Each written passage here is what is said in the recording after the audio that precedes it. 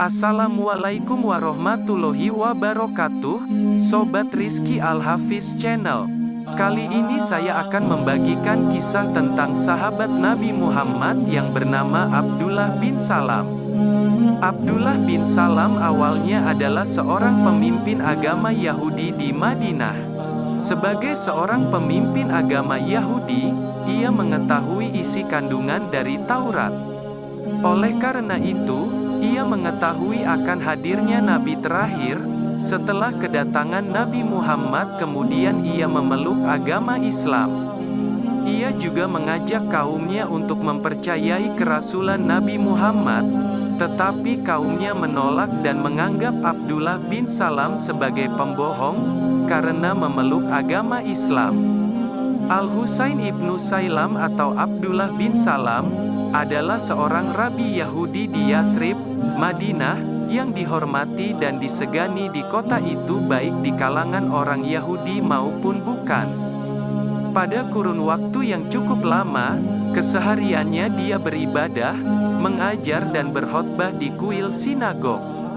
Selanjutnya dia bertekad untuk mengabdikan diri mendalami kitab Taurat. Dalam pengabdiannya itu dia terpaku dan selalu terngiang pada beberapa ayat dalam kitab Taurat yang meramalkan tentang kedatangan seorang nabi yang akan melengkapi dakwah nabi-nabi terdahulu.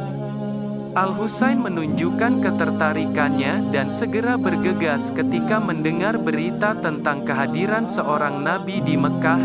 Dia berkata, "Ketika saya mendengar kabar kehadiran seorang nabi utusan Tuhan, saya mulai mengumpulkan informasi dan membuat catatan tentang siapa namanya, silsilahnya, sifat-sifatnya, waktu dan tempat asalnya, dan kemudian saya mencocokkannya dengan apa yang ada dalam kitab suci kami. Dari catatan yang saya buat itu makin menguatkan keyakinan saya tentang bukti otentik kenabiannya sekaligus membenarkan tujuan misinya. Akan tetapi saya menyembunyikan keyakinan saya itu dari orang-orang Yahudi." Ketika Abdullah bin Salam mendengar kedatangan sang Nabi Muhammad di Medina, dia datang kepadanya dan berkata, "Aku akan bertanya kepada 3 hal yang tak seorang pun tahu kecuali seorang Nabi.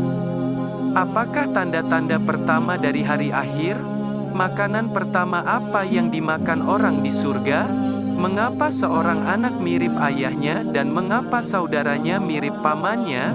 Nabi Muhammad pun menjawab, "Jibril baru saja memberitahuku tentang jawaban-jawabannya." Abdullah berkata, "Dia, Jibril, dari seluruh malaikat-malaikat adalah musuh kaum Yahudi." Nabi Muhammad berkata, "Tanda pertama hari akhir adalah akan ada api yang menyatukan orang-orang dari timur dan barat. Makanan pertama orang di surga adalah hati ikan." Tentang anak yang mirip orang tuanya, jika seorang pria berhubungan seks dengan istrinya dan mencapai orgasme lebih dahulu, anaknya akan mirip dia, dan jika istrinya mencapai orgasme terlebih dahulu, maka anaknya mirip sang istri. Pada tahun 622 Nabi Muhammad Shallallahu Alaihi Wasallam meninggalkan Mekah menuju Yasrib. Ketika sampai di Yasrib dan berhenti di Kuba, seseorang dengan tergesa-gesa memasuki kota, berseru mengabarkan kedatangan Muhammad Shallallahu Alaihi Wasallam. Saat itu saya sedang mengerjakan sesuatu di atas pohon kurma. Bibi saya Halidah binti Al-Harith sedang duduk di bawah pohon. Begitu mendengar kabar itu, saya berteriak, 'Allahu Akbar! Allahu Akbar!' Waktu bibi saya mendengar teriakan takbir saya itu, dia mengecam, 'Semoga Tuhan menyusahkan kamu. Demi Tuhan, kalau seandainya yang kamu dengar itu berita kedatangan Musa, pasti kamu tidak akan sesenang itu. Bibi, dia itu sungguh utusan Tuhan. Saudara Musa dan mengikuti agamanya, dia diutus untuk misi yang sama dengan Musa.' Dia terdiam lama kemudian berkata, 'Apakah dia itu nabi yang pernah kamu katakan pada kami yang akan membenarkan kebenaran dakwah para nabi terdahulu, dan menggenapi firman Tuhan?' Jawab saya, "Ya." Tanpa ragu-ragu atau menunda saya pergi untuk menemui Nabi. Saya melihat kerumunan orang banyak di pintu rumahnya. Saya lewati kerumunan itu hingga berada di dekatnya. Ucapan pertama yang saya dengar darinya, "Wahai saudara-saudara sekalian, tebarkan salam, beri makan mereka yang kelaparan, dirikanlah salat malam hari saat orang terlelap, maka kalian akan masuk surga dalam damai." Saya menghampiri dia, dari dekat mengamati dirinya dengan saksama dan diyakinkan oleh wajahnya bukanlah seorang pendusta. Lalu saya mendekatinya dan menyatakan keyakinan bahwa tiada Tuhan selain Allah dan bahwa Muhammad utusan Allah. Nabi menatap saya dan bertanya, "Siapa namamu?" Jawab saya, "Al-Husain ibn Sailam." "Sekarang namamu diganti jadi Abdullah bin Salam," katanya, memberikan nama baru buat saya. Ya, saya setuju, Abdullah bin Salam memang seharusnya begitu. Demi Dia yang telah mengutus engkau dalam kebenaran, saya tidak berniat memiliki nama lain setelah hari ini. Saya pulang ke rumah dan memperkenalkan Islam kepada istri, anak-anak dan semua orang di rumah termasuk Bibi Halidah yang sudah lanjut usia, tetapi saya meminta mereka menyembunyikan keislaman kami dari orang-orang Yahudi sampai saya mengizinkan dan mereka setuju. Menyangkut hal tersebut, saya kembali menemui Nabi Muhammad dan berkata, "Wahai utusan Tuhan." Orang-orang Yahudi itu cenderung suka mencela orang dan berkata dusta. Saya minta kamu mengundang orang paling terpandang dan berpengaruh di antara mereka supaya menemui kamu. Selama pertemuan itu nanti, mohon kamu sembunyikan saya di salah satu ruangan rumahmu, lalu tanyakan pada mereka tentang bagaimana status saya selama ini di antara mereka, sebelum mereka tahu bahwa saya sudah masuk Islam, lalu coba ajak mereka masuk Islam. Kalau mereka tahu saya sudah masuk Islam, niscaya mereka akan mencari-cari kesalahan saya, menuduh bahwa saya sepenuhnya salah dan menjatuhkan nama baik saya. Nabi Muhammad menyembunyikan dia di salah satu ruangan rumahnya lalu mengundang orang Yahudi terpandang dan berpengaruh ke rumahnya. Dia memperkenalkan Islam pada mereka dan mendesak mereka supaya memiliki keyakinan dalam nama Tuhan. Mereka mulai berdebat dan berargumen tentang hal kebenaran ketika dia menyadari bahwa mereka tidak memiliki kecenderungan pada Islam. Dia memberi pertanyaan pada mereka, "Bagaimanakah status Al-Husain ibnu Sailam di antara kalian?" Orang terpandang Yahudi menjawab, "Dia adalah Sayyid, pemimpin kami dan putra dari Sayyid kami. Dia adalah Rabi dan alim ulama kami, putranya Rabi kami yang alim. Kalau seandainya kalian mengetahui dia telah masuk Islam, apakah kalian semua mau masuk Islam juga?" tanya Nabi Muhammad. "Semoga tidak terjadi, dia tidak mungkin masuk Islam, semoga Tuhan melindunginya dari masuk Islam," jawab mereka terkejut. Saat itu juga saya keluar menghampiri mereka dengan sedekat-dekatnya dan mengatakan, "Wahai orang-orang Yahudi, sadarilah akan adanya Tuhan dan terimalah segala risalah yang menyertai Muhammad. Demi Tuhan, kalian semua pasti mengetahui bahwa dia itu utusan Tuhan dan kalian bisa menemukan tanda kenabian pada dirinya. Tersebutlah namanya dan sifat-sifatnya dalam kitab Taurat kalian. Demi diri saya sendiri, saya bersaksi bahwa dia utusan Tuhan.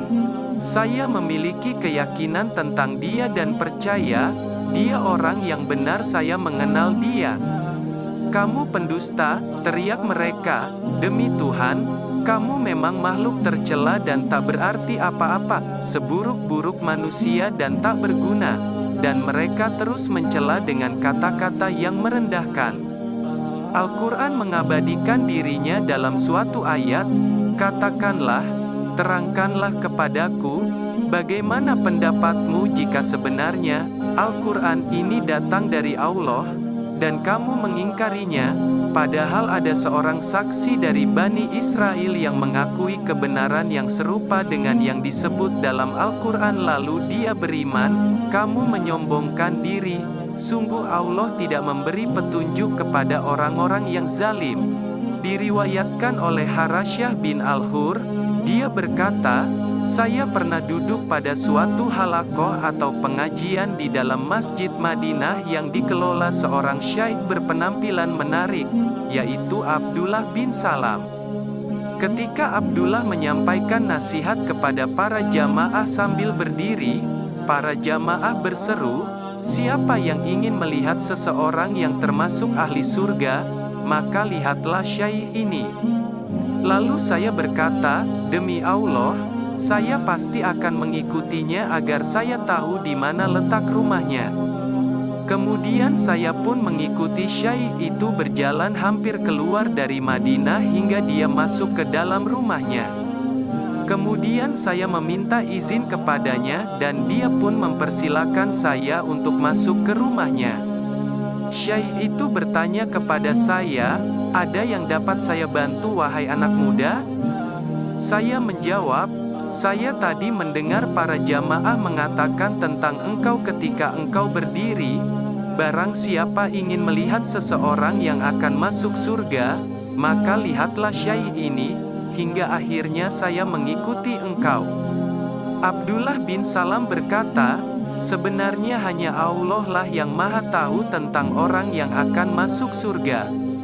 Abdullah bin Salam berkata, saya akan memberitahukan padamu tentang apa yang mereka katakan tadi. Saya pernah bermimpi dan dalam mimpi itu saya didatangi oleh seorang laki-laki.